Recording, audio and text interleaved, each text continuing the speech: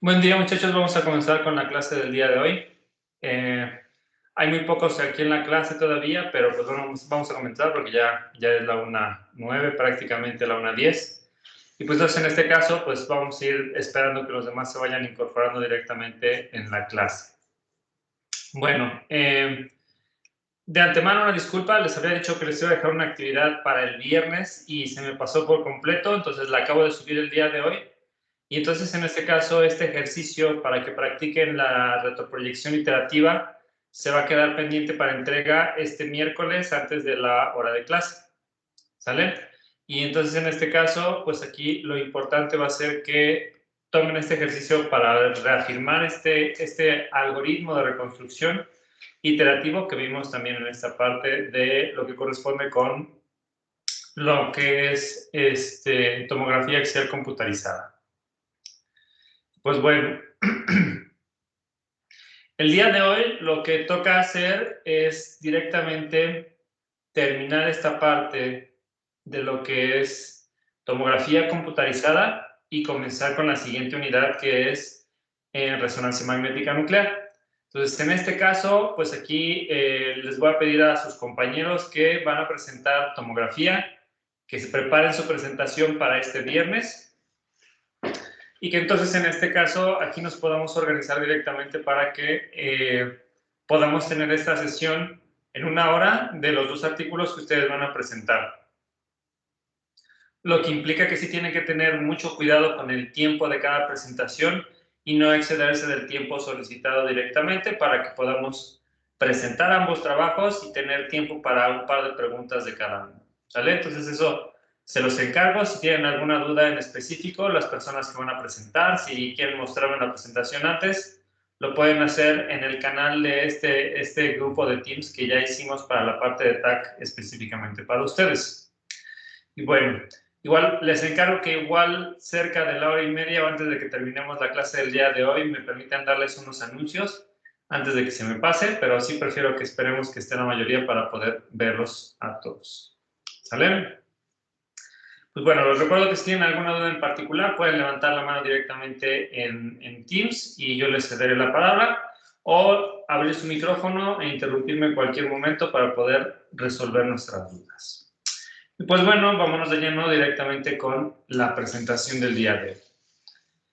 En este caso, lo último que estábamos viendo correspondía directamente con este método de reconstrucción de una imagen de tomografía que se conoce como retroproyección filtrada, en donde básicamente lo que observamos nosotros es que a partir de retroproyecciones simples, yo podía tener contribuciones para cada uno de los ángulos en el que tenga un perfil de intensidades y los puntos en donde se cruzan esas proyecciones son los lugares en donde geométricamente en la imagen van a haber objetos de interés. Entonces, en este caso, esto es funcional, sin embargo, tenía la desventaja de que se generaba este velo o fenómeno de estrella por la acumulación de la información en los bordes de los puntos de los cruces, y por esa razón era necesario filtrar estas retroproyecciones.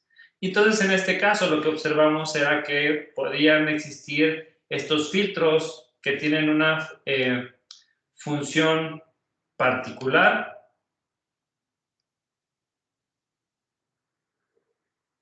como es un filtro de rampa atenuada, y que al momento de que nosotros hacemos la convolución directamente con una retroproyección simple, entonces en este caso tenemos una retroproyección que tiene información importante en el centro de la proyección, pero va a restar la información directamente de los extremos para tratar de evitar este fenómeno de estrella o este velo que se forma en los bordes de la imagen. Y entonces en este caso, esto nos permite eliminar las zonas negativas en los bordes o las zonas borrosas y concentrarnos en la información del centro de la imagen. Y veíamos este pequeño ejemplo con algunas cuantas proyecciones en donde 2, 4, 8, 16 y 64 proyecciones son no filtradas, y podíamos comenzar a observar este fenómeno de estrella que estábamos hablando anteriormente, que es la contribución que tenemos por los extremos que hay en cada una de las retroproyecciones simples. Sin embargo, cuando nosotros hacemos una retroproyección filtrada, podemos entender que los bordes se definen mucho mejor. Y esto, si nosotros lo extrapolamos directamente a una imagen del cuerpo completo para un caso real, podemos observar cómo se vería una imagen de tórax de tomografía con una retroproyección simple, y que entonces en este caso, cuando hablamos del cuerpo humano, que tenemos presencia de muchos objetos, costillas, órganos blandos, vísceras, pulmones, intestinos, músculo, grasa, etcétera, etcétera, este fenómeno de estrella se extiende directamente a todas las estructuras. Y si nosotros trabajamos una imagen de cuerpo completo con una retroproyección simple, básicamente por esa acumulación del velo del fenómeno de estrella no vamos a poder observar absolutamente nada en la imagen. De ahí la necesidad directamente de tener una retroproyección filtrada, y podemos tener estas imágenes como comparación para ver la gran diferencia que esto representa directamente en la calidad de la imagen, en la nitidez que tiene esa imagen y en la definición que tienen los bordes. ¿Vale? ¿Dudas aquí? ¿O alguna duda en particular de lo que se vio en la clase anterior?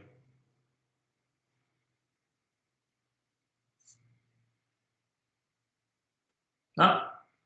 Perfecto.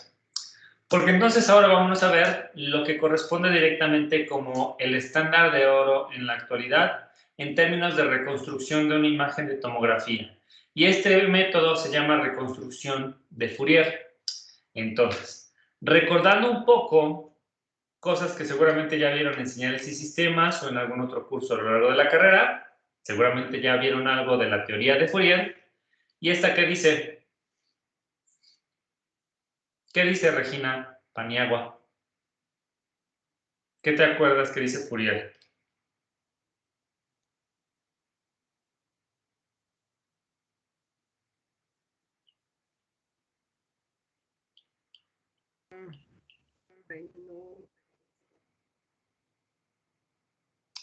No te escuché, Regina.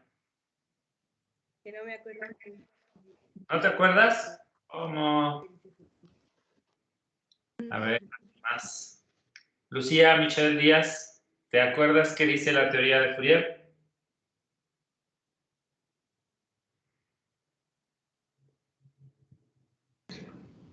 No, la verdad no recuerdo tampoco. ¿Crees que lo vieron? ¿Alguien se acuerda qué dice la teoría de Fourier?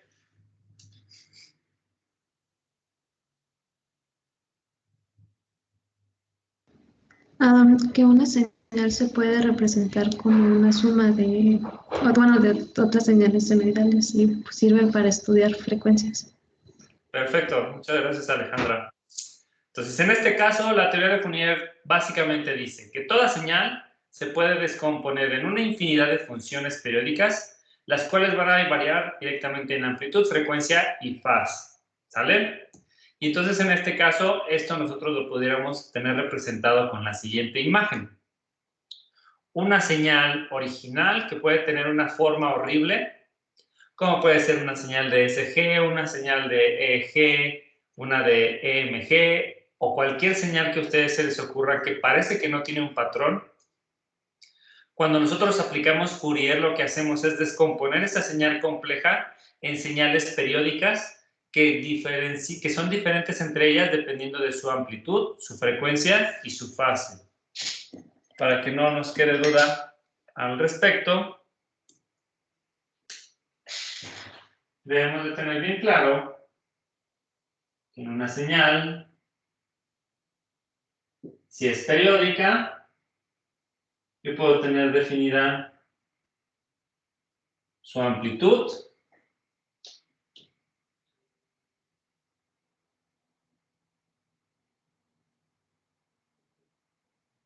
su frecuencia y, dependiendo de dónde se encuentre la señal,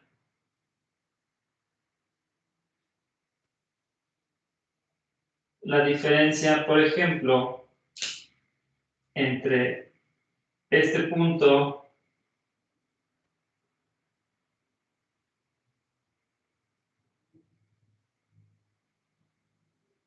y ese otro punto me habla de la fase. ¿Qué tanto adelanto o retraso tiene respecto de un punto de origen la señal? ¿Sale? Entonces, a final de cuentas, cualquier señal compleja que nosotros vayamos a tener, lo podemos descomponer en este tipo de señales periódicas que son fáciles de analizar, porque ya sabemos que las señales periódicas por excelencia pueden ser senos o cosenos. ¿Va?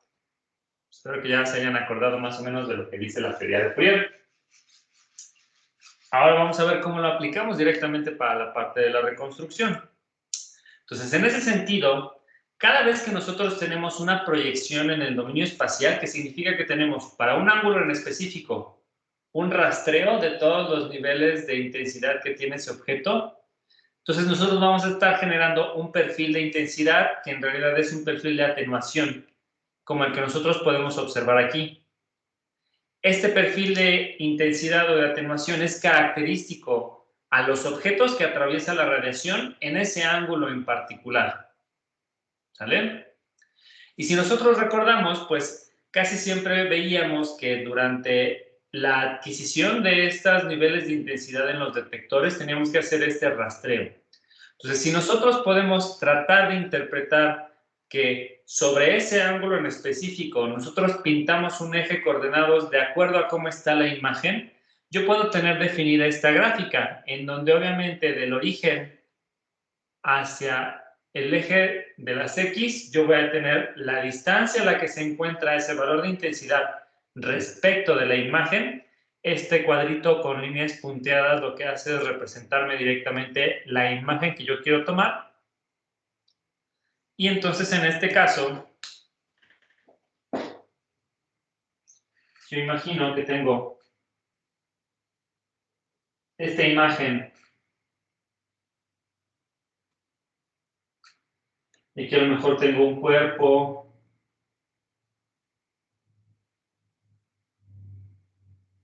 y aquí tenemos un montón de objetos y costillas. Ese cuadrito me representa la imagen. Yo ya sé directamente que mi tubo de rayos X manda información a mi objeto y de este lado yo tengo mis detectores, ¿no? Sobre este plano de la imagen yo puedo definir directamente este plano cartesiano de intensidad, distancia, y para este ángulo en específico yo puedo tener este tipo de perfil.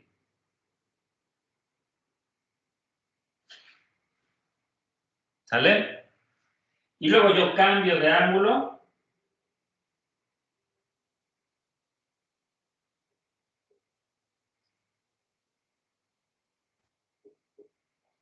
Cambio mis detectores y esto me genera otro perfil. ¿Sale? Por eso decimos que este perfil de intensidades que yo observo es característico de los objetos que atraviesa la radiación para ese ángulo en particular o para ese punto de intersección. ¿Sale? ¿Hasta ahí me siguen?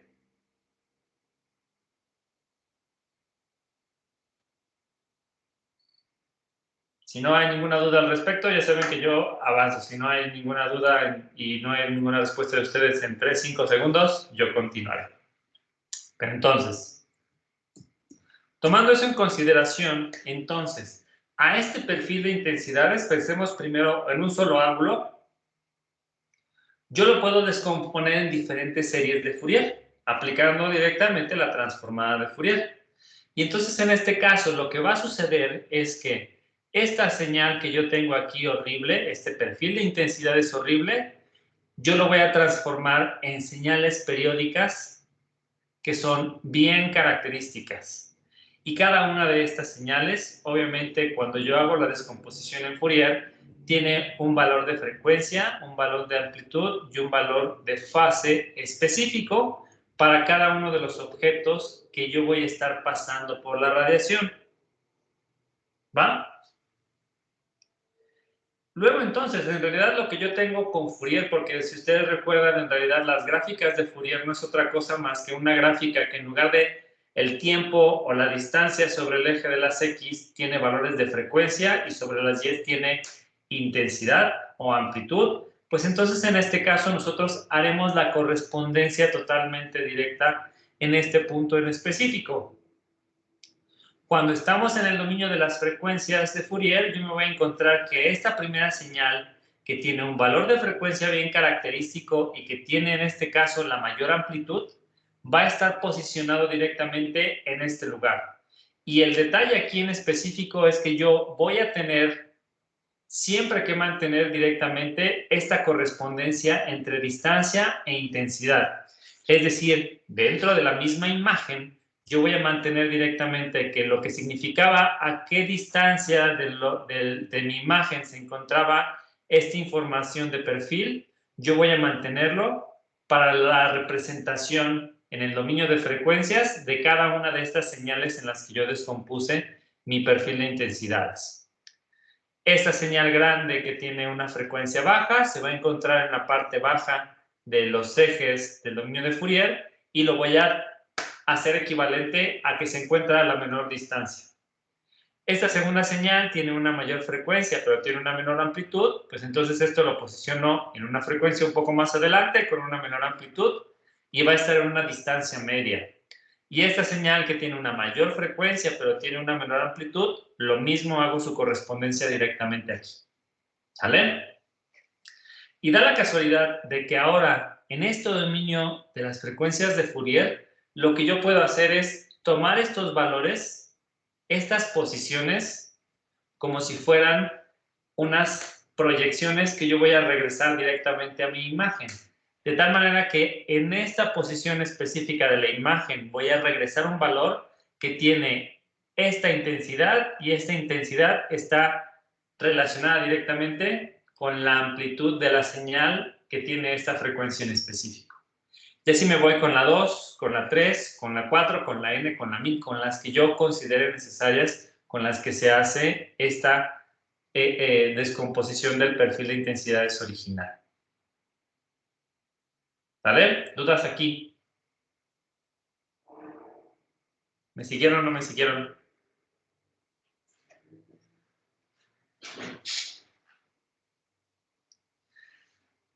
Esta forma es, digamos, una forma inteligente en la cual yo obtengo todos los perfiles que quiero de los objetos característicos en el dominio de la frecuencia y eso es lo que yo voy a retroproyectar. Porque en el momento en el que yo tengo 1, 2, 3 diferentes proyecciones, 1, 2 y 3, y aplico mi transformada de Fourier, yo tengo todos esos perfiles que voy a retroproyectar directamente sobre el espacio de la imagen y luego simplemente tengo que aplicar la transformada inversa de Fourier y eso me va a regresar mi imagen reconstruida. Tan sencillo como eso, muchachos. Porque lo que está haciendo esta transformada inversa es que estamos regresando al dominio original de las imágenes, pero yo voy a estar retroproyectando la información de cada una de esas señales en las que yo descompuse mi perfil de intensidades para cada ángulo de proyección. Y entonces en ese caso es como si yo tuviera definidas primeras con Fourier todos los objetos a través del dominio de Fourier y luego regreso para tener esa retroproyección de todas las intensidades correspondientes a cada una de esas señales que descompuse y cuando tomo la acumulación de todas las proyecciones obtengo directamente mi imagen reconstruida. ¿Dudas?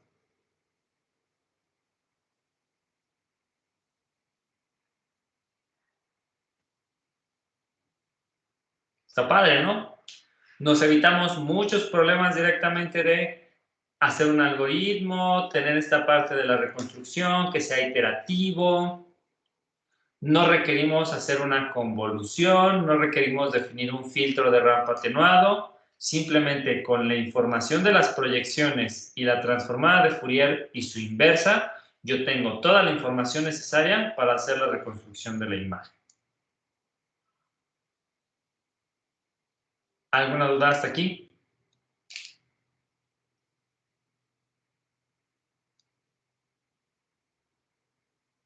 No. Este algoritmo de reconstrucción es el que se usa todavía en la actualidad en los sistemas de tercera, cuarta y quinta generación de tomografía que existen de manera comercial.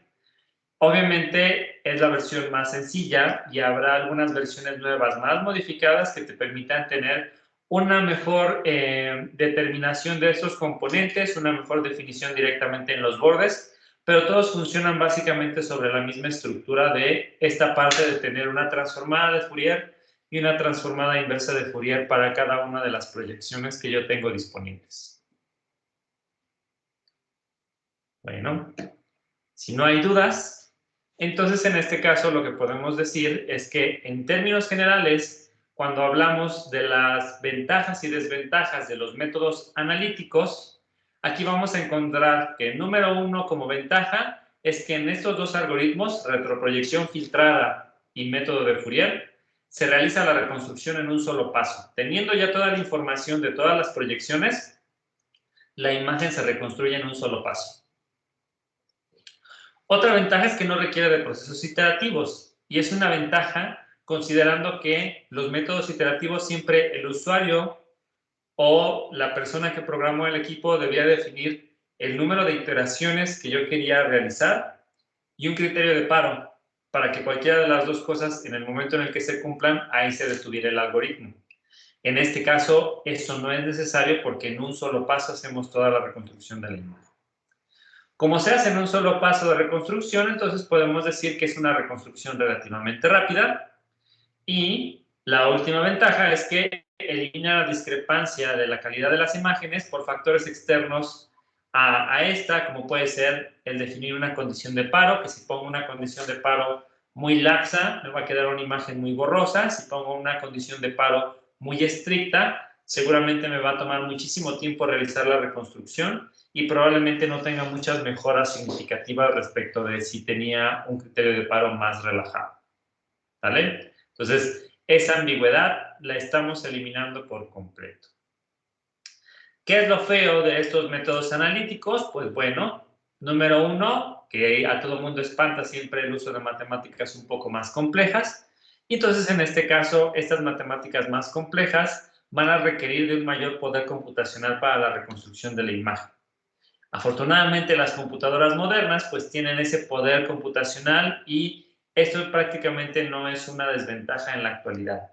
Pero si lo ponemos en perspectiva respecto de métodos iterativos, obviamente es una desventaja importante a considerar. El hecho de que yo requiera un mayor poder computacional significa que debo de tener un sistema de procesamiento mucho más complejo, mucho más potente, y eso obviamente aumenta el costo de una tomografía Excel computarizada.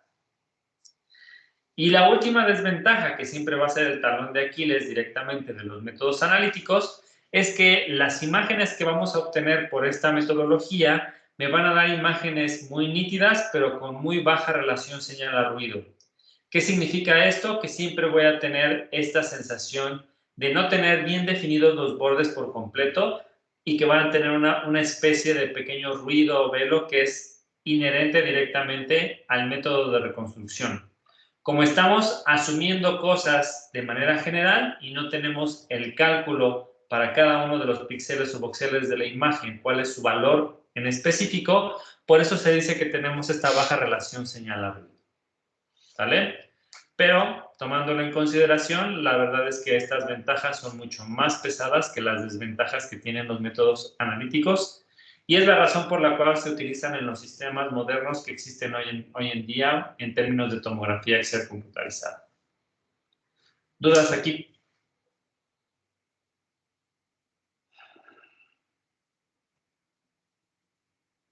¿No? Les voy a prestar un ejemplo de reconstrucción en tiempo real, obviamente con MATLAB. Y en ese sentido, cabe destacar que esta simulación es secuencial, así como si nosotros estuviéramos agarrando proyección por proyección y de cada proyección que yo obtengo, hago su reconstrucción de Fourier y obtengo una imagen de reconstrucción y luego agrego otra proyección y otra proyección y otra proyección. Esto es con el propósito de que sea mucho más educacional y que se entienda mejor cómo es que se hace esta transición en esta metodología de reconstrucción de Fourier, pero en los sistemas más modernos todo se hace en un solo paso. Entonces, tómenlo en consideración. Aquí, como está la simulación, parecería que está en modo iterativo, pero la realidad es que cuando tenemos los sistemas comerciales, todos estos pasos que vamos a ver de manera secuencial aquí se hacen con una sola operación. ¿Sale? Entonces, este no es necesario que se escuche, pero de cualquier manera, se supone que sí ya está compartido el audio. Entonces, aquí podemos observar nosotros que durante esta simulación, esta imagen que se observa aquí en la esquina inferior derecha corresponde con lo que sería mi imagen verdadera. Es mi gold estándar, es el punto sobre el cual yo voy a hacer el rastreo y obtener directamente mis proyecciones. ¿Sale? Entonces, esta no se les olvide que es, digamos, como el modelo de la estructura que yo voy a estar tratando de reconstruir. Tarda un poco en hacer la inicialización. Perdón, me equivoqué de botón. Y lo que se va a cargar en la parte de la esquina superior izquierda es cómo está la primera proyección. Entonces, si ustedes observan esta línea roja que vemos aquí, es como si fuera directamente, estamos simulando un sistema de tomografía de primera generación, en donde yo tengo un solo haz de rayos X tipo lápiz que atraviesa directamente a mi objeto y esto me va a generar un perfil de intensidades. Y ese perfil de intensidades yo lo voy a estar viendo directamente por aquí abajo en lo que se conoce como un espectrograma. Y en esta parte de aquí arriba voy a estar observando la imagen reconstruida. Entonces, fíjense que en este momento lo único que hemos hecho, o sea, en este paso en particular, aquí yo hago el rastreo, no se alcanza a ver todavía aquí, pero obtengo ese perfil de intensidades para un ángulo en específico, hago transformada de Fourier, inversa de transformada de Fourier, y esos valores los retroproyecto directamente sobre la imagen. Entonces, si ustedes observan, estos colores que se ven aquí corresponden directamente a los valores de intensidad que tiene este objeto en ese ángulo en específico, que es prácticamente a 0 grados. Entonces, hay regiones en donde estos puntos son mucho más intensos y son los que se están reconociendo directamente sobre la imagen. Pero aquí todavía tengo solo una sola proyección y por eso tiene esta morfología la imagen de reconstrucción. Esta de aquí. Entonces, este punto más intenso corresponde directamente a que por aquí mi retroproyección se encuentra con todos estos objetos y este es particularmente muy denso. Esta otra línea de aquí, si ustedes observan, este es el valor de mayor intensidad o con un tono rojo mucho más oscuro, porque está tomando en contribución que aquí la radiación se topó con la capa azul, amarillo, naranja, este rojo intenso, se volvió a atravesar con naranja, amarillo, azul, otra vez otro amarillo, azul y luego ya salió. Entonces tuvo que atravesar durante muchos objetos, eso tuvo una gran atenuación de radiación absorbida directamente por el cuerpo y lo ejemplifica en la imagen de esta manera. En este otro punto en específico tenemos otra región que también está en un color intenso, un rojo muy oscuro, pero como solamente tiene que pasar por este único objeto, obviamente tiene un valor de intensidad que es menor al que yo tengo aquí arriba. ¿Vale? ¿Sí le captaron a eso? ¿Dudas aquí, de momento? Profe, esa intensidad es o sea, es como si fuera toda la suma de la intensidad o va por la distancia. O sea, va cambiando, no sé si me explico. ¿Va por la distancia? Ah, ok. Sí, definida directamente por la imagen. Y entonces cambia de ángulo, tiene otra proyección, cambia la reconstrucción. Si ustedes observan aquí abajo, esto es, perdón, les había dicho otro nombre, esto se conoce como un sinograma. Esto significa que para cada uno de los ángulos que yo voy a tener representados, aquí no se alcanza a ver muy bien, pero la parte baja de esta gráfica, aquí dice grados. Es decir, que al grado 0 yo tengo una proyección y esta proyección yo la acumulo ahí y esta proyección, digamos que yo la estoy, en lugar de verla como si fuera una señal en el tiempo, yo la estoy volteando y veo perfiles de intensidades. Y entonces cada uno de estas columnas sobre esta imagen del sinograma representa un perfil de intensidad para ese ángulo en específico. Y así nos la vamos a llevar para cada uno de los ángulos e iremos viendo cómo la imagen de reconstrucción, yo voy agregando por Fourier directamente estas proyecciones agregadas para ir viendo cómo va cambiando y cada vez se va a parecer más directamente a la imagen reconstruida. ¿Vale? Entonces aquí es... Y les recuerdo que en esta parte en específico se está acumulando las proyecciones cada que tenemos un ángulo de intensidades reflejado directamente en el algoritmo, pero en los sistemas reales se acumulan primero todos los 160, 360 diferentes proyecciones a lo largo de todos los ángulos y luego se reconstruye la imagen en un solo paso.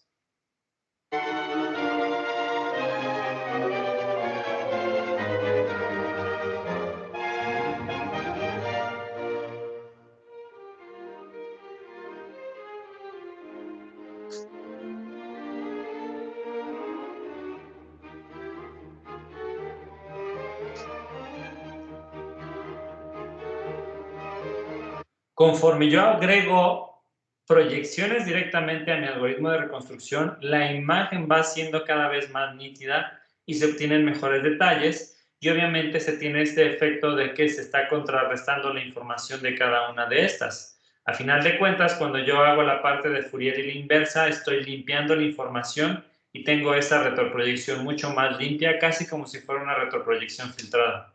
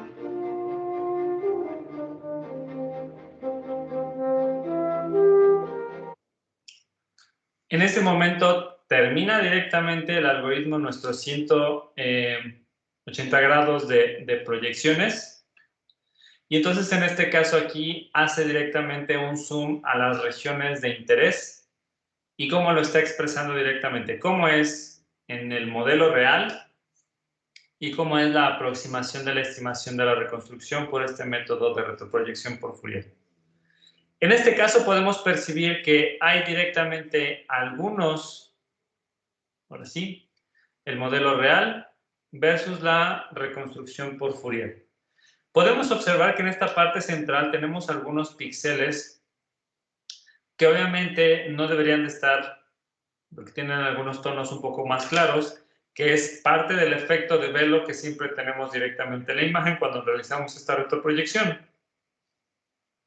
Sin embargo, se tiene una reconstrucción bastante acertada utilizando esta metodología. Entonces, en este caso, obviamente, sobre esta imagen reconstruida podríamos aplicar filtros u otras técnicas de procesamiento de imágenes para tener algo mucho más parecido al modelo real que nosotros tenemos, pero aún así sigue siendo una muy buena aproximación.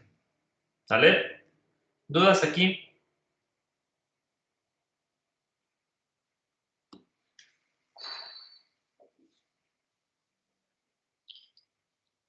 No, ninguna, todo súper claro.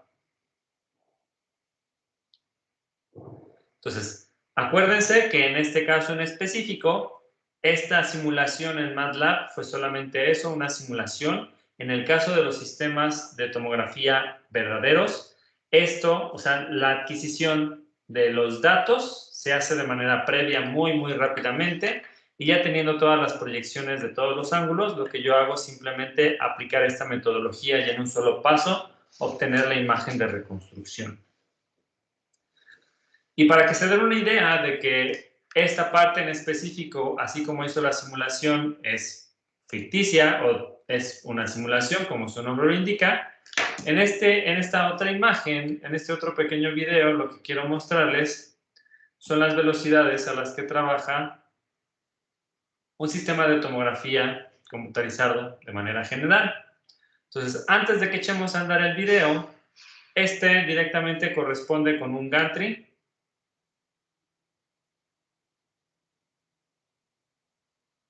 que no tiene la carcasa puesta, obviamente, entonces la parte bonita estética no la estamos viendo y podemos ver totalmente las tripas del equipo.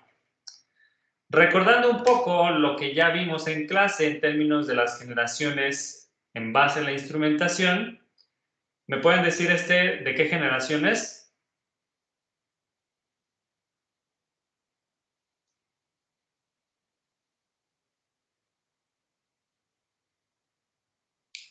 ¿Y por qué? Abdi, ¿ubicas de qué generación es este equipo? Primera, segunda, tercera, cuarta, quinta.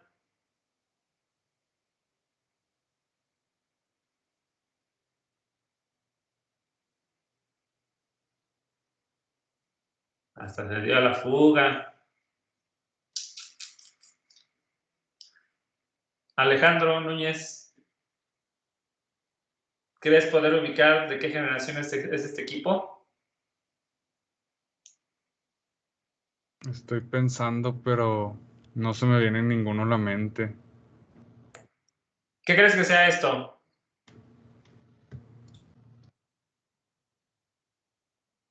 ¿Ese es el tubo de rayos X? Correcto, tubo de rayos X. ¿Qué es esto que tenemos aquí? Son los detectores. ¿Los ves? ¿Un anillo completo? ¿Un anillo semicircular? Semicircular. ¿Qué generación tiene? Entonces sería una tercera generación. Correcto.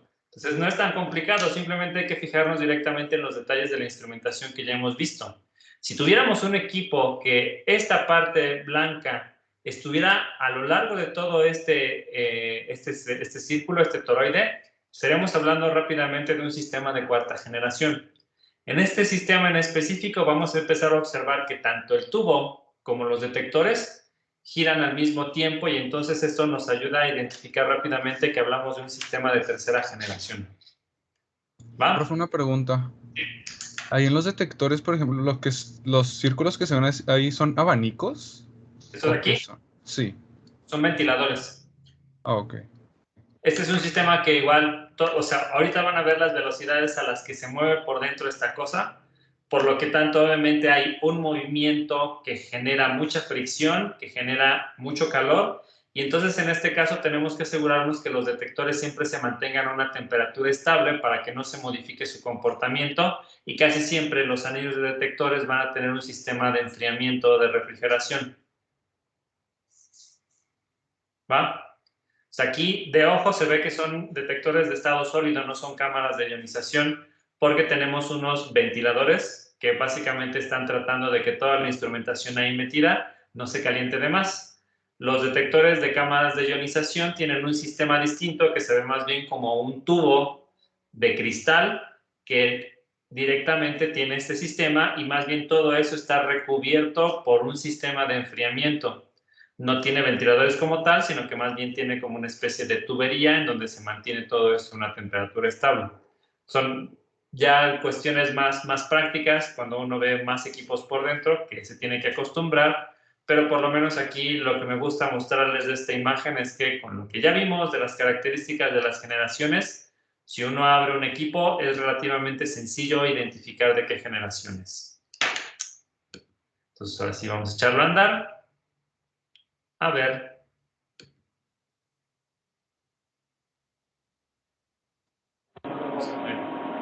Okay. Hey, you gonna get a movie? Scene 1, take 5. Shit.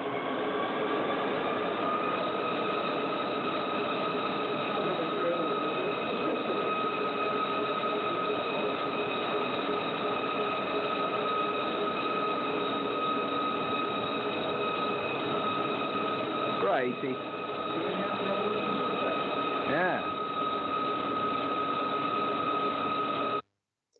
Este es un sistema de tercera generación que tiene la modalidad de adquirir de manera helicoidal. Entonces, si ustedes están observando, cuando hablamos del sistema helicoidal, lo que habíamos dicho es que la camilla se va moviendo lentamente dentro de este centro del toroide del gantry. Pero por dentro del gantry, todo este sistema se está moviendo siempre girando. Entonces, directamente así como atraviesa el paciente, así manda los rayos X, el tubo saca los rayos X y son detectados allá arriba y hace la reconstrucción de la imagen lo más pronto que puede. Entonces, tiene muchísima información acumulada en ese instante de tiempo y obviamente es una manera en la que podemos observar que en realidad los tiempos de adquisición de esta cosa son súper rápidos. Todo el tiempo se puede mantener moviéndose directamente toda esta instrumentación dentro del gantry y hacemos toda la adquisición de la imagen. Perdón.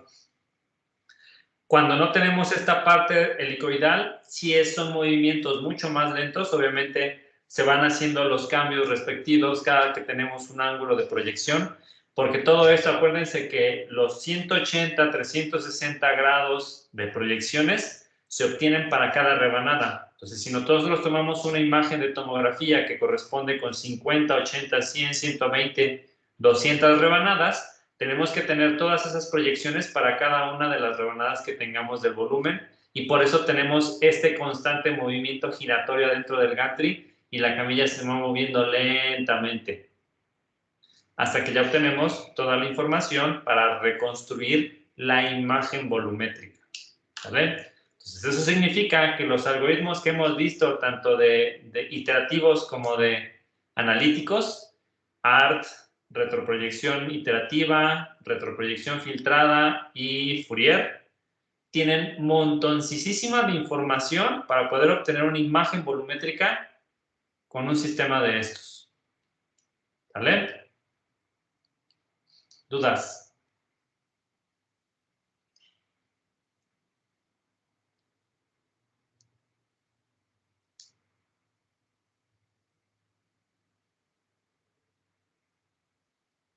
¿No? ¿Nada? Bueno. Les dejaré que lo asimilen un poco. Les encargo que por favor hagan ese ejercicio de retroproyección iterativa para que entiendan mucho mejor cómo es el comportamiento de este algoritmo de reconstrucción. Y antes de que pasemos directamente con la parte de el sistema de resonancia magnética,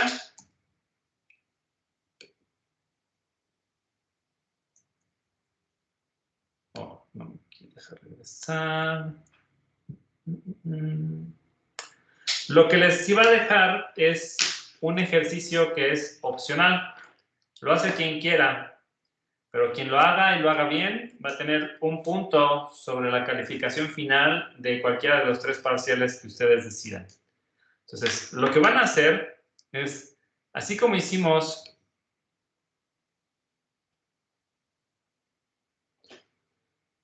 así como les mostramos esta simulación directamente de un método de reconstrucción por Fourier, yo quiero que ustedes, quien lo quiera hacer, programen el algoritmo de retroproyección iterativa para mínimo 4 ángulos de proyección y que entonces en este caso puedan programarlo y jugar directamente con las imágenes que quieren reconstruir. ¿Qué implica eso?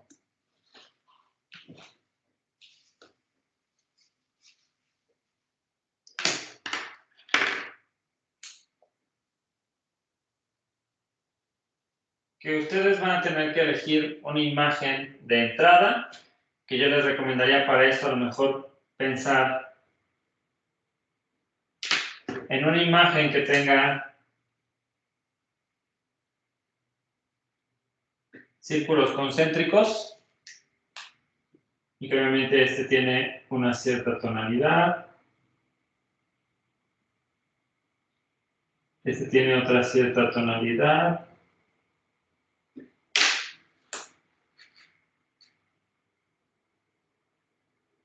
y por dentro tiene otra cierta tonalidad, y eso sea lo que ustedes metan como inicialización, equivalente a esta imagen que tenemos aquí abajo, esta. Y tomando esa imagen de inicialización, pues ustedes en su algoritmo definan 4 ángulos o 4 proyecciones, las que ustedes quieran. Puede ser esta, esta, esta y esta. Y programen el método iterativo de retroproyección. Y entonces en ese caso obtengan una imagen reconstruida y vean qué tan eficiente es. Obviamente esto va a generar una imagen que va a tener a lo mejor algunas cosas medio raras en los bordes. Pero en términos generales va a tener una imagen reconstruida que va a ser similar al modelo original que ustedes mandaron. Entonces yo estoy dejando directamente retroproyección iterativa porque los pasos a seguir son claros o deberían de ser claros y sencillos.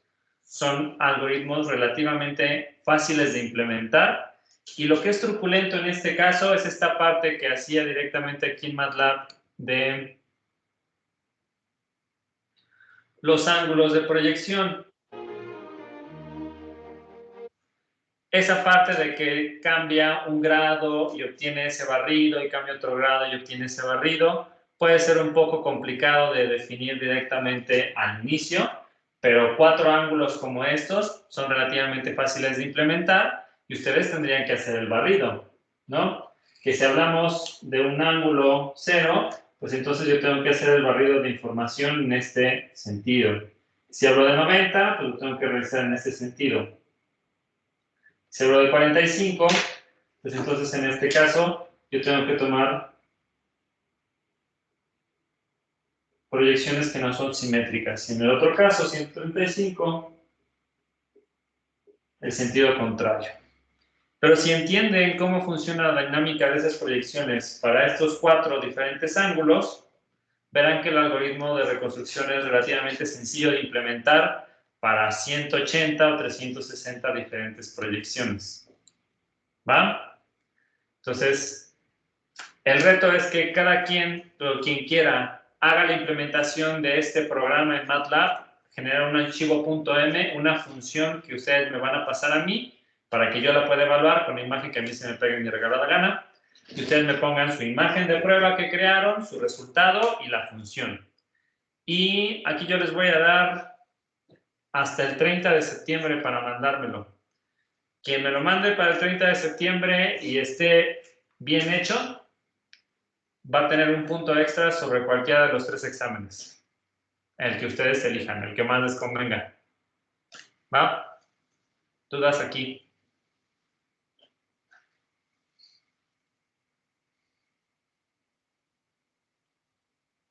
¿Ninguna? Sencillito, ¿verdad?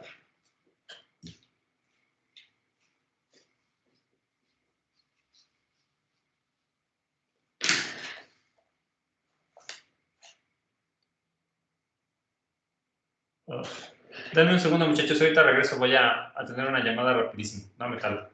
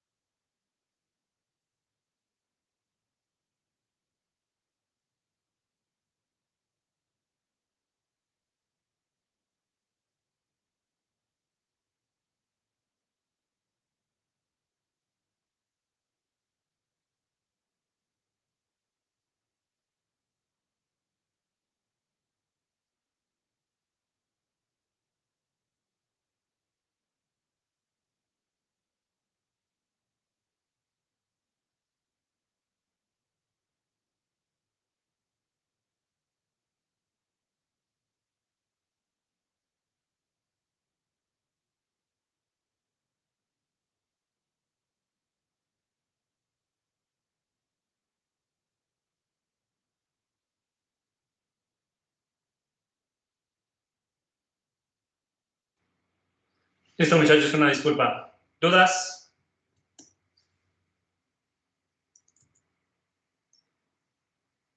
No. Bueno. Entonces ya saben, recuerden esto, tienen hasta el 30 de septiembre para enviarme esto. Es igual, me lo mandan a mi correo de manera personal para que yo los pueda evaluar y ya les estaré informando directamente a quien se anime en la programación de esto, si tuvieron acceso directamente a este punto extra sobre alguno de los 3 exámenes parciales. Si no hay dudas, entonces pues vamos a entrar de lleno directamente a nuestra unidad número 4, que es resonancia magnética nuclear. En breve, igual también, yo creo que durante esta semana, las personas a quienes les toca exponer resonancia magnética, les voy a dar retroalimentación. Igual voy a crear un canal directamente aquí en este equipo de Teams, específicamente para la gente que expone resonancia magnética, para que yo les dé la retroalimentación de sus artículos, sugerencias, y ahí si tienen dudas en particular, me las puedan hacer llegar y podamos tener esta comunicación de 2 días, ¿sale? Pero bueno, pues vámonos de lleno directamente con esta 4ª unidad. Antes de que se me olvide, ya habíamos establecido que primer parcial es cuando terminamos nuestras primeras 3 unidades, lo que significa que eso se concluye directamente con la exposición de sus compañeros el día viernes. Entonces, el próximo miércoles, acuérdenme que discutamos qué día hacemos nuestro primer examen parcial. ¿Vale? Para que sí lo podamos tener, a ver si se puede la próxima semana.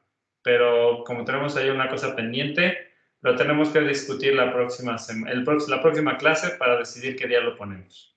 Pero ahorita eso lo vemos unos minutos antes de que concluyamos la clase del día de hoy. Pero están advertidos, ya pónganse a estudiar porque ya va a ser el primer examen parcial. Entonces, ahora sí. La imagenología por resonancia magnética es un tipo de imagen médica que tiene una gran relevancia en ámbito clínico porque tiene un contraste del tejido blando que es excepcional. De hecho, las imágenes de resonancia magnética están creadas particularmente para poder observar tejido blando con muchísimo detalle, mientras que tomografía axial computarizada, que ya sabemos que está funcionando bajo el principio de absorción de la radiación X que nosotros mandamos hacia el paciente, eso obviamente favorece directamente que tengamos un contraste importante para las cosas que tengan una densidad más grande, es decir, para estructuras rígidas. La resonancia magnética funciona bajo otro principio de funcionamiento que ayuda a resaltar directamente las cosas de tejido blando. Y las estructuras muy densas no se van a ver tanto aquí.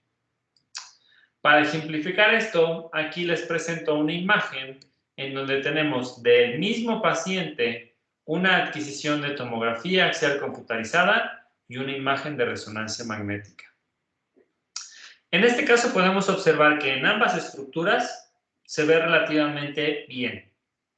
Tenemos buena definición, tenemos en este caso aquí una buena delimitación de lo que corresponde con el borde del cráneo, tenemos la visualización un poco de las estructuras de los ventrículos cerebrales y con un poco de atención podemos ver una pequeña manchita aquí de color grisáceo, un gris un poco más oscuro, que se ve mejor en esta imagen de aquí abajo, que corresponde con un tumor cerebral. Sin embargo, no tenemos muchísimo contraste relacionado entre lo que corresponde con materia gris y materia blanca, o en algunas situaciones no tenemos una muy buena definición de los surcos cerebrales o de los ventrículos o de todos los lugares en donde se encuentra el líquido cefalorraquídeo.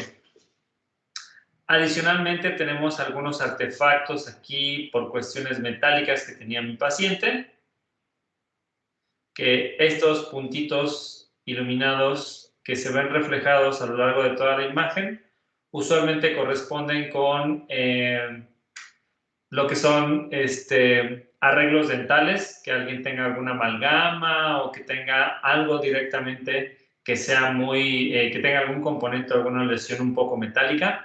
Y entonces en este caso esto refleja directamente todos los rayos porque es un punto muy intenso sobre la imagen Entonces, este tipo de cosas siempre se van a tener presentes en las imágenes de tomografía, es muy común.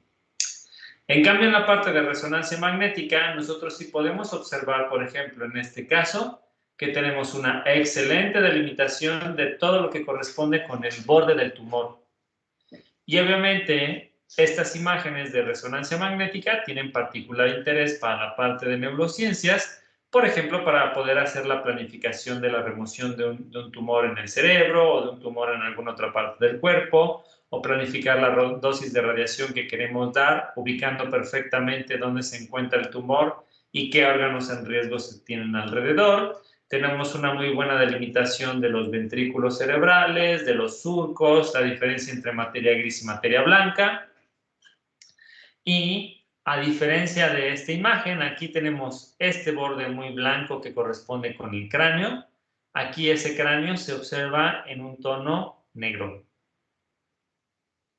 Lo vamos a entender más adelante por qué, pero a grandes rasgos es debido a que el hueso es un objeto muy denso y este no va a reflejar mucho la información con la que trabaja la resonancia magnética. En cambio, esta línea blanca que se observa aquí alrededor de ambos cráneos corresponde con la grasa y con la piel del rostro. Entonces, en este caso, aquí sí podemos observar ese tejido blando directamente en la imagen y esta cosa que está en color mucho más oscuro corresponde directamente con el cráneo. Igual en esta imagen, estos dos puntitos que se observan aquí arriba corresponden directamente con una parte de la última sección de los globos oculares de la persona, que también son tejido blando y se pueden tener una muy buena representación. ¿Sale? Entonces, importante para recordar siempre, resonancia magnética, mi objetivo es poder visualizar tejido blando. ¿Vale? ¿Dudas aquí?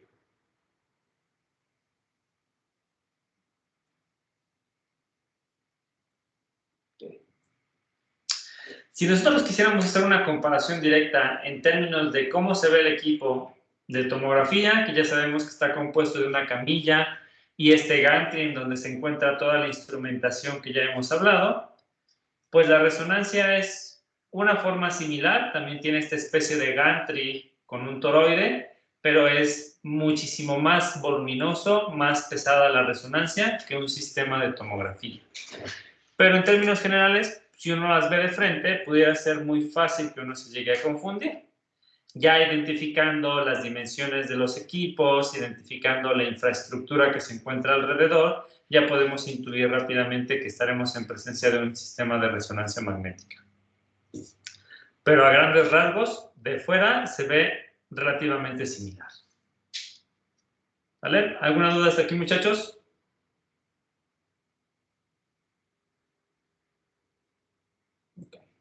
Entonces, para poder entender el principio de funcionamiento de estos sistemas de resonancia magnética, es importante que entendamos algunos conceptos básicos que se remontan a tal vez su segundo o tercer semestre de la carrera, donde vieron electricidad y magnetismo. ¿Sale? Entonces, hay que desempolvar un poco esos conocimientos para poder entender cómo funcionan estos equipos. Entonces, el primer concepto que debemos de recordar es el del magnetismo. Entonces, ya deberían de saber que Peregrinus en 1269 fue la primera persona que descubrió el funcionamiento de la brújula, dándole nombre a los polos de acuerdo con su orientación. Y en este caso se definió que el polo norte iba a también ser conocido como un polo positivo y el polo sur un polo negativo.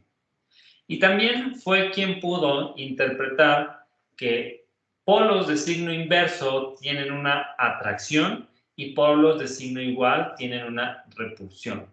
Y esto fue muy importante porque pudo definir que alrededor de los polos existe un campo magnético, ¿sale? Esto significa que existe siempre este campo magnético alrededor de los polos de la Tierra que generan esta fuerza invisible que no podemos ver, pero que siempre está interactuando con el medio. Y entonces en este caso todo se mantiene en un equilibrio gracias a la forma en la que están puestos directamente estos polos dentro de la Tierra, pero que de todas maneras generan este campo magnético. ¿Sale? Ahora bien, Hablando particularmente de campo magnético, un campo magnético es una región donde se ejerce una fuerza sobre una carga Q, la cual se está moviendo. Entonces, en ese sentido, ya sabemos que esa carga Q va a estar en movimiento y ese movimiento va a ser con base en un campo magnético. Entonces, este campo magnético posee una dirección y una magnitud, por lo tanto lo podemos representar de una forma vectorial. Esto significa que esta carga Q se va a estar moviendo siempre en una misma dirección y en un mismo sentido con una cierta fuerza o magnitud, dependiendo de las características propias del campo magnético que yo esté considerando. ¿Sale? Y en términos generales, las unidades con las que se pueden medir el campo magnético se conocen como un Gauss. Y un Gauss, si lo desmenuzamos un poco hacia unidades fundamentales, no es otra cosa más que una DINA por ambampere por centímetro, recordando que un ambampere son 10 amperes, pero existe otra unidad con la cual podemos medir la fuerza de un campo magnético que se conoce como Tesla. Y en este caso debemos de recordar que Tesla es una unidad que se utiliza cuando queremos medir fuerzas de campo magnético muy grandes, porque un Tesla es igual a 10.000 Gauss. ¿Sale? Entonces es una equivalencia que nosotros manejamos.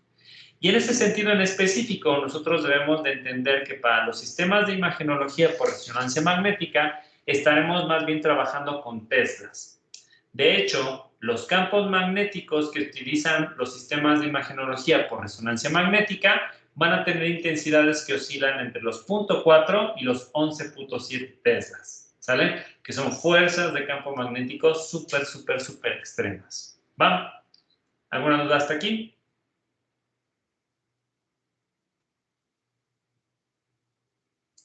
Perfecto. Okay. Entonces, ya vimos magnetismo, ya definimos qué es un campo magnético y ahora tenemos que hablar de algunas características de los átomos de cualquier elemento de la tabla periódica que nosotros queramos hablar. Pero en términos de estas características del átomo, a principios del siglo XX, la teoría de Rutherford pudo establecer la existencia de un núcleo en cada átomo, de cada elemento, que está cargado de forma positiva, y este núcleo positivo está rodeado de electrones que tienen cargas negativas. Y de ahí el modelo del átomo que estamos nosotros observando por aquí. También, más adelante, Bohr en 1913 propuso que estos electrones debían de estar girando alrededor del núcleo tan rápido como sea posible para poder neutralizar esta fuerza de atracción que existe entre un elemento con un signo positivo y un elemento con una carga negativa.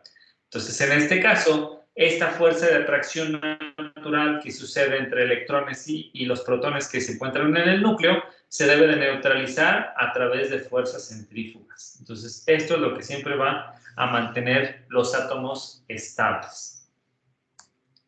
Ahora bien, todos los electrones que se encuentran orbitando fuera del núcleo deben de estar colocados en diferentes capas que están a distancias fijas del núcleo, y esto obviamente a cada núcleo le permite tener un número fijo de electrones con los cuales se puede hacer algo. Entonces, en este caso, debemos de recordar que existen diferentes capas con los cuales yo puedo estar interaccionando. Entonces, cuando un electrón que se encuentra en una capa baja o muy cercana al núcleo pasa a una capa más alejada, nosotros decimos que va a pasar a una capa de un nivel superior o a una capa de mayor energía. Eso significa que con una pequeña excitación que yo tenga directamente en los electrones de un átomo, yo voy a generar una excitación, y esta excitación va a significar que mis electrones pueden pasar a otro nivel. Y entonces en este caso, ahora yo tengo que contemplar que un electrodo excitado va a tender a regresar al equilibrio y a su estabilidad, y entonces en este caso debemos de pensar que esta energía que nosotros ocupamos para que pase de un nivel de baja energía a un nivel de alta energía y luego se libere esa energía, esa es la energía que yo quiero estar utilizando en resonancia magnética. De ahí la importancia que yo pueda estar midiendo directamente esta diferencia. Este delta E que corresponde directamente con el nivel de energía que yo tengo al momento de la excitación menos el nivel de energía que yo tengo cuando me encuentro en un estado estable. ¿Sale? ¿Dudas aquí?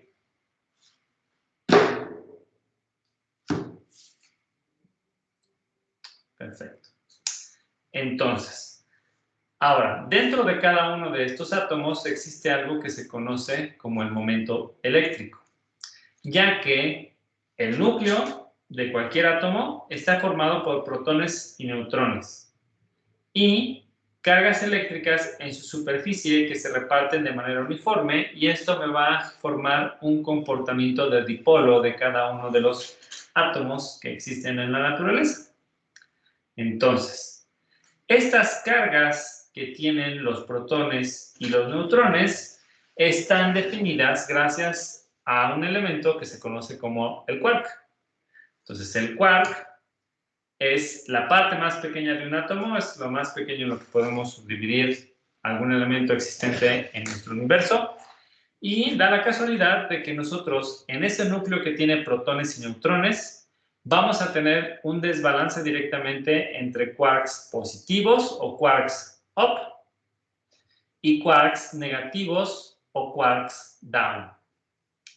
Y usualmente vamos a encontrarnos que estos quarks positivos tienen una carga de más 2/3 y los quarks negativos tienen una carga de menos 1/3. Entonces, en este caso, debemos de tener bien claro que la manera en la cual nosotros estamos trabajando con estos campos magnéticos es a través de la formación de ese núcleo del átomo, ya que los neutrones usualmente van a tener 2 quarks negativos y uno positivo, y un protón va a tener 2 quarks positivos y uno negativo. Entonces, si nosotros hacemos las cuentas por acá, 2/3 menos 1/3, eso me va a dar para los positivos un valor de 1/3 y para los quarks de los neutrones un valor de menos 1/3. De nuevo, esta relación se tiene que mantener para que se pueda cancelar el efecto de atracción positiva o negativa y todo se mantenga de manera compacta. Pero básicamente, estas construcciones que yo tengo de los protones y los neutrones le permite tener una estabilidad directamente al núcleo de cada materia. ¿Sale? ¿Dudas aquí? No. Perfecto. Entonces, entre el polo positivo y el polo negativo ya sabemos que existe una fuerza proporcional a la carga de los polos y al campo eléctrico que existe entre ellos. Entonces, la relación entre esta fuerza y un campo magnético ante el cual se reacciona directamente se conoce como el momento eléctrico. Entonces, en este caso, nosotros debemos de entender que el momento eléctrico va a corresponder directamente con el sentido en el que se mueve directamente esta fuerza de campo eléctrico entre un polo positivo y un polo negativo, y que entonces en este caso casi siempre mantiene una dirección en la cual se mueve de menos a más. Siempre, siempre, siempre, siempre. Otro punto importante es que ahora, dependiendo de qué tan cargado esté un núcleo de quarks up o quarks down, vamos a tener definido un sentido en el que giran siempre los núcleos de los átomos de cada uno de los elementos que existen en la materia. Y ese giro se conoce en inglés como spin. Y entonces el spin normalmente te permite definir el momento magnético.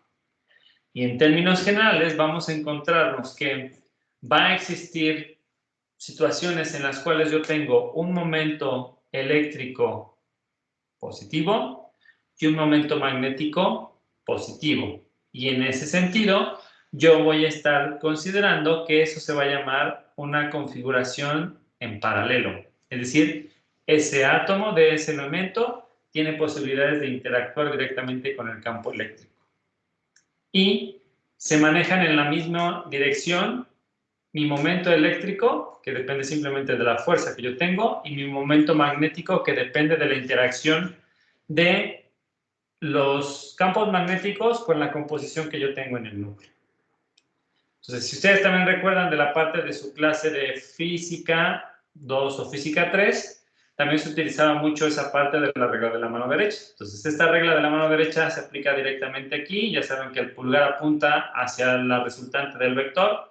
Y entonces, en este caso, esto me permite definir una cierta dirección en la cual giran estos núcleos de los átomos para poder mantenerse en equilibrio. Entonces, en este caso, con una posición paralela, significa que momento eléctrico se mantiene en una dirección y mi elemento, mi átomo, reacciona directamente a este y trabajan en conjunto. Ambos permiten tener que esta regla de la mano derecha haga que este gire en sentido antihorario o en el sentido contrario a las manecillas de alrededor. ¿Sale? Y así va a estar girando siempre ese elemento en específico. Cuando mi momento eléctrico y mi momento magnético van en sentidos contrarios, se habla de que ese átomo tiene un momento eléctrico que es antiparalelo al momento magnético. ¿Sale? Y esta alineación paralela o antiparalela es simplemente una causa de que los átomos de cada elemento no están totalmente balanceados y que existen estos quarks up y estos quarks down. ¿Sale? ¿Dudas aquí?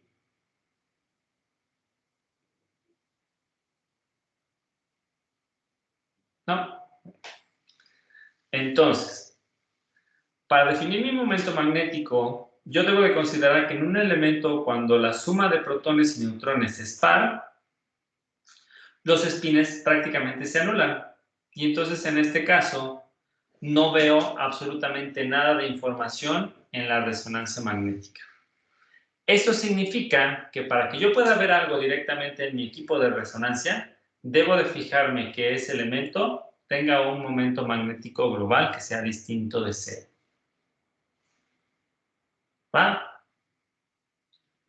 ¿Eso qué beneficios tiene? ¿Dudas aquí?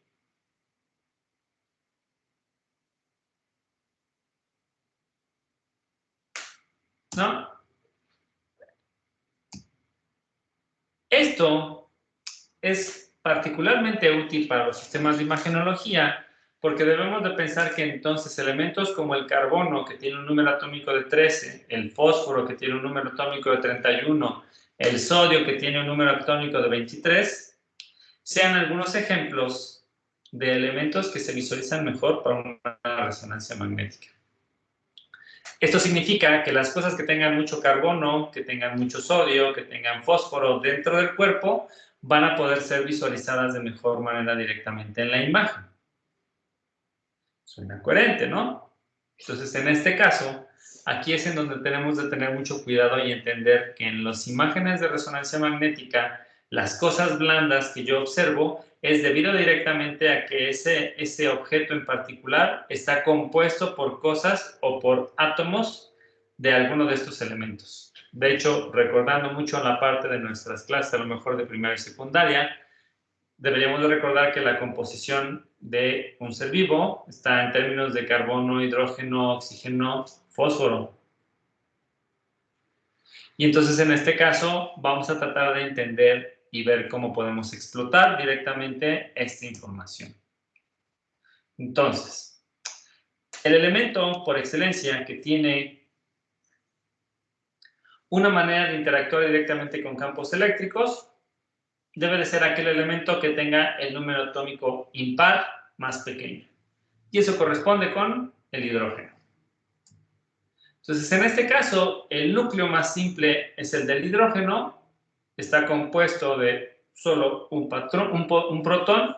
Y sin embargo, es este hidrógeno el átomo más abundante dentro del cuerpo humano, lo que significa que nos puede ayudar muchísimo a poder entender la composición de las estructuras que existen dentro del cuerpo.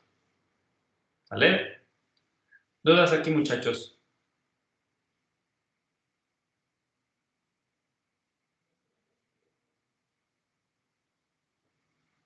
¿No? Yo sé que ahorita de momento todo está muy teórico, a lo mejor muy aburrido para ustedes, pero trataremos de que la próxima clase sea mucho más didáctico y podamos entender cómo se hace el comportamiento de una resonancia bajo una situación un poquito más real. ¿Sale? Y entonces en este caso trataremos de buscar una forma de explicar literalmente con bolitas y palitos cómo es que funcionan los sistemas de resonancia magnética. ¿Hay alguien que tenga alguna duda hasta aquí, ya sea de lo que vimos de TACS o de lo que vimos de resonancia?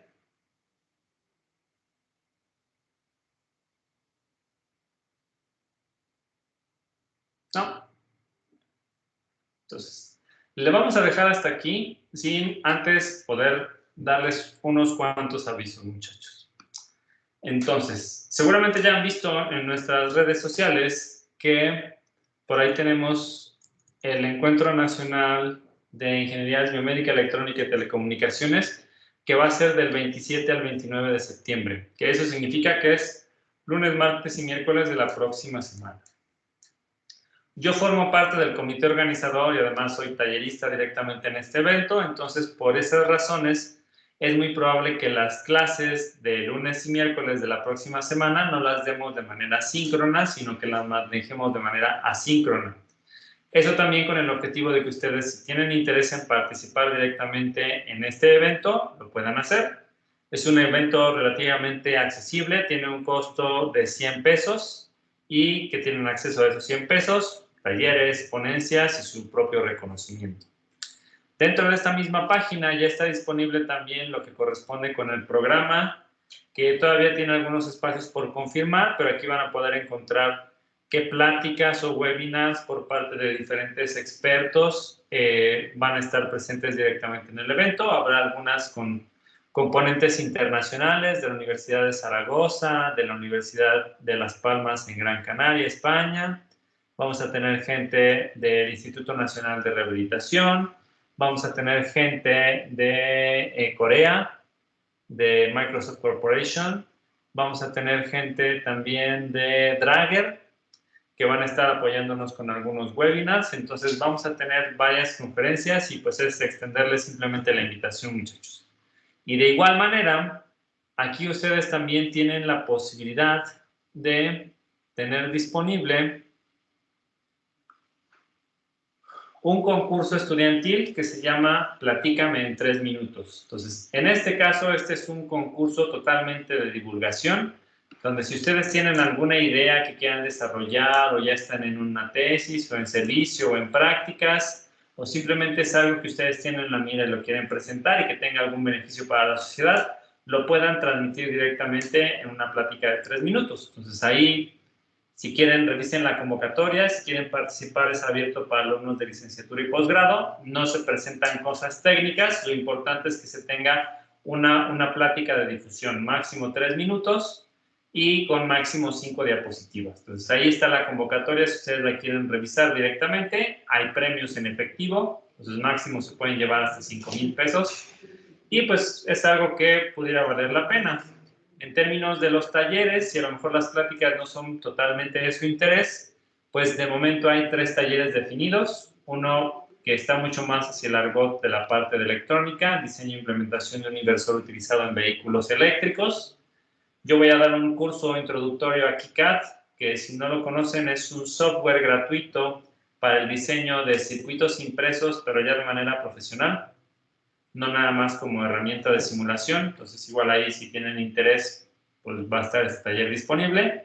Y va a haber uno que da un amigo y colega nuestro del Instituto Nacional de Perinatología acerca de lo que es ciencia de datos. Entonces, en este caso, por esos 100 pesos que ustedes pagan, van a tener acceso a las pláticas, a máximo 2 talleres y a un reconocimiento y a sus distintas ponencias. Entonces, se les hace una atenta invitación, muchachos. Si alguno tiene interés en participar, adelante, son bienvenidos. Pero esta es la razón principal por la que la próxima semana no vamos a tener nuestras clases de manera síncrona. Y por lo que estoy pensando que probablemente no podamos tener nuestro examen la próxima semana como teníamos planeado, porque yo sí tengo que estar aquí en el evento. ¿Vale? Luego, también importante aviso, recordarles que pues está la parte del Congreso Nacional de Ingeniería Biomédica, que en este caso si ha habido como que algunas confusiones en particular de la modalidad en la que se va a realizar. Ahí la SOMIP ha puesto algunos posts en Facebook de que ya se tiene la expo lista para que sea en Guadalajara. Entonces aquí yo nada más es el anuncio de decirles directamente que el congreso va a ser del 1 al 3 de noviembre de este año. El congreso va a ser virtual, solamente va a ser presencial la expo comercial, que esta sí va a ser en Guadalajara. Pero si desean asistir o si tienen que presentar algún trabajo y subir su presentación, ya están llegando los dictámenes y todo el congreso se va a realizar de manera virtual. Si son socios de la SOMIP, me parece que cuesta 350 para estudiantes. Si no son socios de la SOMIP, 450. Pero pues también ya saben más o menos el tipo de cosas que hay. Talleres precongreso, exposición de ponencias, tanto presentaciones orales como pósters, concursos estudiantiles, conferencias magistrales, etcétera, etcétera, etcétera. Y pues siempre es importante la participación de alumnos de la UASLP en estos eventos, entonces igual hacerles una atenta invitación por si quieren asistir. Y el último evento que también vamos a tener aquí en San Luis Potosí, relacionado directamente con algo de alguna de las ramas de la ingeniería biomédica, es el 4º Congreso Latinoamericano de Bioimpedancia, que está organizado con la SOMIP, la UASLP y algunos elementos de distintas universidades alrededor de Latinoamérica. Entonces, en este caso, este va a ser un congreso que es presencial. Entonces, aquí en esta página de clavio2021.com van a encontrar toda la información. Van a encontrar fechas importantes, registro. Y en este caso en específico, casi todas las actividades presenciales, conferencias y talleres van a ser en las instalaciones del Hotel Real Plaza. Y yo estoy trabajando para que me puedan ofrecer 9 becas para poder otorgar directamente a ustedes. Entonces, en algún momento haré una dinámica para que podamos sortear algunas de estas becas para que puedan asistir directamente al evento de manera gratuita. Aquí para la parte de registro, pues en este caso, como es un congreso internacional, pues se manejan algunos costos en dólares, pero sigue siendo, en mi opinión, un congreso relativamente accesible. Si solamente quieren registrarse a alguno de los talleres que van a estar establecidos en el evento, el costo es $25. Si quieren entrar al congreso de manera completa, cuesta $65. Y si quieren el congreso y algún taller precongreso, vale $80. Entonces, en este caso, con este pago importante, vienen incluidos algunos elementos de bienvenida, cosas que también entrega la SOMIP, por ejemplo, cuando inician los congresos. Va a haber un evento de convivencia también ahí en el Real Plaza, y estamos trabajando para que también tengan algunas otras actividades adicionales que valgan la pena cubrir estos costos en específico. Entonces, igual si alguien tiene interés también en la parte de bioinstrumentación y bioimpedancia, pues esta es una buena oportunidad para poder tener acceso a uno de estos eventos. ¿Vale? Entonces, esos ahí ténganlos en la mira, muchachos. Se estará posteando directamente en redes sociales información adicional que se tenga. Pero, pues bueno, ojalá puedan asistir a algunos de estos eventos. Si no es que a todos, eso sería perfecto. Pero siempre vamos a tener este tipo de actividades que a lo mejor nos mueven un poquito la manera en la que trabajamos directamente en el curso, y será necesario tener algunas clases asíncronas, pero tratar de que sean las menos posibles. Entonces, hasta aquí, muchachos.